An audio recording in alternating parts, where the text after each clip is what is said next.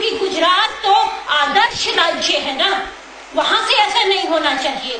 कर्नाटक में देवदासी प्रथा खत्म हो चुकी है, लेकिन कर्नाटक में आज भी 2 लाख देवदासी परिवार हैं जिनकी बच्चियां प्रोस्टिट्यूशन में हैं, क्योंकि उन बच्चियों के पिता ने उनकी माओ से शादियां नहीं की हैं।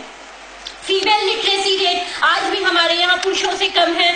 फीमेल लिटरेसी रेट शायद महिलाओं में 65% समथिंग और पुरुषों का 82% है। उसकी वजह यह है कि लड़कियों को घर से बाहर अकेले जाने के लिए महफूज सामाजिक माहौल नहीं दिया गया। हरियाणा में गांव के गांव ऐसे हैं जहां दलित बस्तियों में लड़कियों ने स्कूल जाना छोड़ दिया। तलाक और भरण पोषण के हक के लिए हिंदू औरतें अदालतों में बूढ़ी हो जाती हैं। ना के बराबर ऐसे हिंदू परिवार हैं जो अपनी बेटियों को जायदाद में हिस्सा देते हैं। इंसेस्ट पे हम लोग बात कभी नहीं करते हैं, बहुत ही ज्यादा शर्म आती है हम लोगों को इंसेस्ट पे बात करते हुए।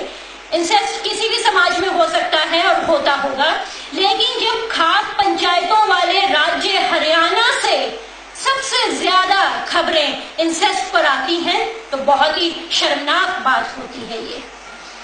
दलित औरतों की खास तौर पर आप चिंता कीजिए, जिनके परिवार मार दिए जाते हैं, जिनके साथ रेप होता है, छेड़छाड़ होती है।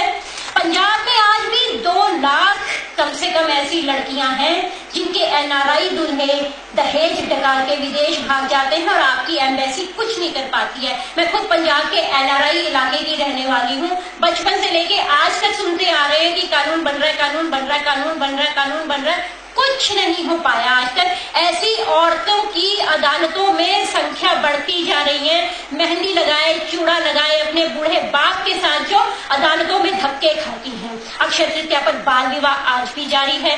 छत्तीसगढ़ की उन आदिवासी औरतों की चिंता कीजिए ना जिनके साथ रेप होता है, बंदूक की बट पर जिनके आदमी को उनके सामने मार दिया जाता है। फीमेल फीटिसाइड पर अगर हम बात करते हैं तो फीमेल फीटिसाइड पर तो बात करना भी बड़ा ऐसा लगता है कि बड़े आउटडेटेड क्राइम पर हम लोग बात कर रहे हैं। फीमेल फीटिसाइड एक ऐसा वो है कि जिसमें कि आप पैदा ही नहीं होने देते हैं। आपने कानून बनाए, अल्ट्रासाउंड मशीनें सील की, एक से एक कानून लेकर आए, लेकिन आपका अपराधी आपसे भी ज्यादा तेज है। वो मोबाइल शेप की ऐसी मशीनें लेकर आ गया कि वो उस मोबाइल से कार में बैठकर सेक्स सिलेक्शन कर देता है, और वो इतना ज्यादा तेज है कि वो 2 जिलों की सीमा पर बैठकर वो काम करता है। और आपकी पुलिस को समझ में नहीं आता है कि एफआईआर भिवानी में करे या रोहतक में करे, इसलिए एफआईआर होती ही नहीं है ना। तो मजदूरों की चिंता कीजिए, मजदूर औरतों की चिंता कीजिए जिनको आज भी दिहाड़ी नहीं मिल पाती है। उन लड़कियों की चिंता कीजिए जिनके माँ बाप उन एजेंसीज को उनको बेच देते हैं और वो लड़कियां हमारे आपके जैसे घरों में काम करती हैं। तो मुसलमान बहनों की समस्याएं जो हैं ट्रिपल तलाक नहीं है, आपके गोरक्षक हैं सबसे बड़ी समस्या उनकी। लेकिन आपकी यहाँ के बहनों के घरों में तो मुसीबतों के अंबार हैं। मुसलमान बहनों की चिंता इसलिए भी छोड़ दीजिए क्योंकि इस्लाम में उनको बहुत हुकूक दिए गए हैं। उनके पास बराबरी का दर्जा है, पढ़ाई का, लिखाई का, आर्थिक तौर पर अपने पैरों पर खड़े होने का तमाम तरह के उनके अधिकार हैं। लेकिन